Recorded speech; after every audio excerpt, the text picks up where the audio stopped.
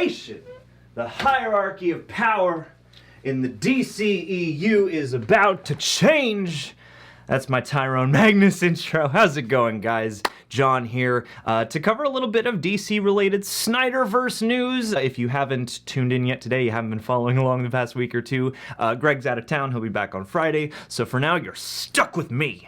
But yeah, there has been some interesting developments regarding the Snyder Cut, both its performance on HBO Max as well as just the continued deluge of thoughts and opinions on whether or not the SnyderVerse should continue and how. And I thought we could dive into a little bit of that today because obviously, if you again have been paying attention to this channel, we've been doing a whole lot of Snyder Cut coverage.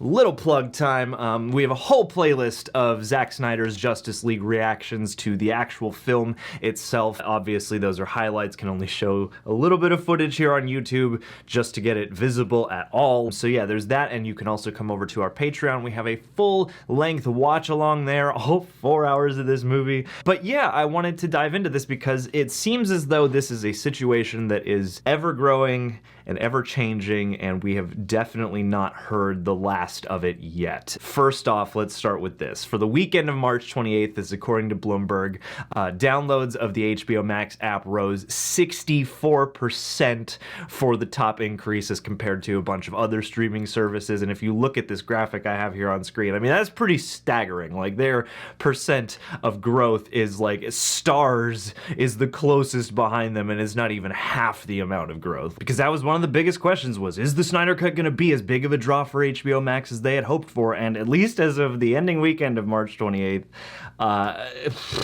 it seems as though it was certainly something of a success. But that's a pretty big deal, especially being able to tie that to Zack Snyder's Justice League, tie that to a 4-hour movie, you know? But yeah, that in and of itself seems like one of the biggest things to pay attention to, just because, again, I'm sure part of the reason they chose to greenlight the Snyder Cut in the first place, to go back and restore it, would have been to help increase their HBO Max traffic, and that seems like something that has definitely happened. So AT&T, if you're listening. But yeah, we have some interesting information and speculation as to the future of the SnyderVerse, both in terms of Batfleck specifically, as well as Henry Cavill's Superman, and the Justice League overall. And it's funny because, you know, HBO Max is often looked at as the saving grace potentially for the SnyderVerse. You already have this GCPD show in development there, which isn't necessarily SnyderVerse linked. It seems like that's going to be much more linked to Robert Pattinson.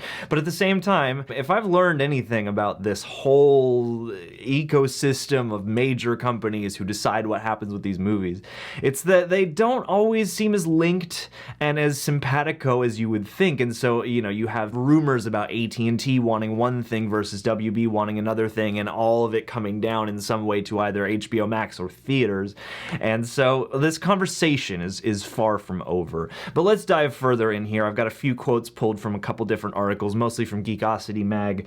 Mikey Sutton, the scooper of all scoopers, the source of all sources. And he says a few things here I actually want to kind of get into, mostly pertaining to the overall future of Zack Snyder's Justice League as that pertains to a couple specific characters, starting with Batman. He says here, HBO Max continues to want Ben Affleck as their Dark Knight, and as he's reported numerous times, HBO Max wants to keep the SnyderVerse intact and hopefully have new projects coming down the line from Zack Snyder himself, which is certainly an exciting prospect and one that seems more doable than ever in the age of the multiverse. However, there's also further speculation here that they will simply ignore the continuity of the SnyderVerse and make no references to them at all. When Wonder Woman or Aquaman meet Batman, he will not be Affleck. He never existed. The Dark Knight is Robert Pattinson, is sort of what it's purported that they want, and the way that they seem to want to achieve that, at least on the WB side, again, reportedly, is that they want to have Batman essentially play the role that Supergirl and or the Flash would play in a Flashpoint scenario, basically being the martyr that helps save humanity, thus giving Ben Affleck his proper send-off.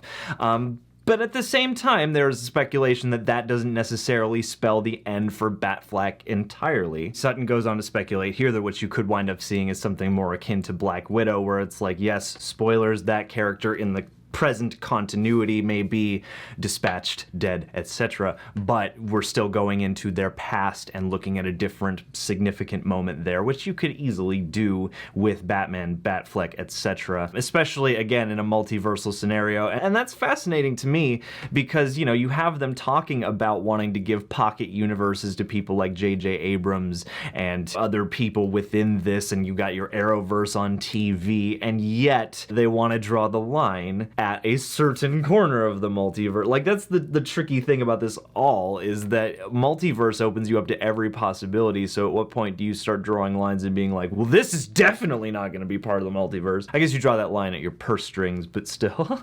So how does this all get fixed? Well, like I said before, I think this fight is long from over, and today we've had just a couple of developments that would certainly support that idea. I mean, it's been said in the past, again, by Mikey Sutton, one of the other executive officers over at Warner Media, was really pleased with the Snyder Cut and wants to see more. So there's already that happening behind the scenes. But in addition, you now have the inclusion of Dwayne Johnson into the conversation with his announcement today that, again, the hierarchy of power in the DC universe is about to change. And obviously, I mean, Black Adam, very powerful character, his movie's coming up. But what I'm reading here is that Dwayne Johnson has a huge amount of control and say over the Black Adam movie, which is pretty consistent with what I've heard about pretty much any Dwayne Johnson project at this point. And it does seem like if anyone could be attached to one of these DC films with enough sway and clout to really call some shots, it's probably Dwayne Johnson. And so diving into that, what Mikey Sutton says here is that The Rock, Black Adam himself, truly wants a connected DC movie universe and has been a big backer of Henry Cavill. WB placed the misfiring of the DCEU partly on Cavill, as his Superman didn't do the box office numbers like he should have, especially in comparison with what Kevin Feige has done with Iron Man, etc. But he's been told that Cavill is in talks to return as Shazam Superman in Shazam 2. Not in a big role, he goes on to say. Discussions have been for Superman to fight DC's Captain Marvel in an epic scene that finds the Kryptonian under the control of Mr. Mind, potentially. And there's also talk that in one of the Black Adam sequels, Dwayne Johnson would like to have not just the Justice Society is already supposed to show up in Black Adam, but it seems like he wants the entire Zack Snyder Justice League to show up in future installments of Black Adam. So that is something, again, that could be hugely significant to this. He goes on to say this would lead to a Justice League, Justice Society team-up, as they often did annually in the comic books, and from what he's been told, The Rock has full creative control over his Black Adam movies and wasn't pleased with the news of the SnyderVerse's demise. He can override the executives, as AT&T would take The Rock's side about using the SnyderVerse, one source added to this. The massive success of the Snyder Cut has AT&T, parent company of Warner Media, seeking sequels and spin-offs. And see, that's the thing, man. I mean, you already have the fan-generated movement. You have Restore the Snyderverse trending all weekend. And into the following week. Stuff trends on a cycle that is pretty fast these days, and not a lot of stuff lingers. And the Snyder Cut, the Snyderverse, all that stuff has been galvanizing, especially Twitter, since the movie dropped and before. And if this is to be believed, you have further support coming from within. And it's like, it's one thing if there are a couple WB execs who are into it as well. But if you now have one of your key creatives who seems to be a cornerstone of your near future throwing his lot in with the Snyderverse, I don't know what the outcome of all this is. I don't have like a major prediction of like, I know. It's like with Spider-Man and Marvel and Sony, that seemed like, okay, this is gonna get worked out because they've already got their foot in the door. And this is a little bit different because they have had their foot in the door, they got their foot out the door and then back in the door, and then we're told to leave, basically, is what it feels like, with the response from WB being like, yeah, it's done, we don't want to do any more of this. I don't know what to make of this, but I have a sneaking suspicion that it's definitely not the last we've heard of the Snyderverse. I don't know if we'll see Justice League 2 or anything like that, but again, you've got Joe Manganiello out there showing what his role would have been in the Batman, being teased at the end of Zack Snyder's Justice League. There's so much flying around right now, and again, if you have Dwayne Johnson in your corner, like It's like Goliath. It's like literally like if you had Zack Snyder's Justice League and everybody involved with that as the sort of underdogs going up against the big studio, now they got somebody who's like the king of Hollywood right now on their side, and that seems like it could be a hugely significant turning point. There's been speculation for a long time that Henry Cavill is supposed to return in Shazam 2 specifically, but also just that he has a few pictures left in his deal or recently instated into his deal and whatnot. And I mean, this seems like it could be the perfect way to marry things together, because at this point, you know, I mean,